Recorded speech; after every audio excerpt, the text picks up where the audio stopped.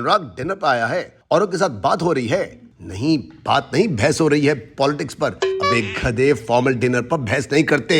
खाने का मजा खराब होगा, दोस्ती टूटेगी वो अलग। अब क्या बोलना है क्या नहीं, तेरे टेबल मैनर्स में ये भी सीखना पड़ेगा। अगर स्कूल चला गया होता तो नहीं सीखना पड़ता।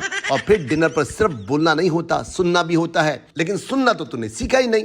लगता है आज मेरे हाथों एक खून होने वाला है। अबे घन चक्कर, खाना अगर मुंह में है तो बातें नहीं करते, जरूरी डिस्कशन है। अगर जरूरी डिस्कशन चल रही है तो भुक्कड़ मत खा, थोड़ी देर के लिए ठंडे रख ले।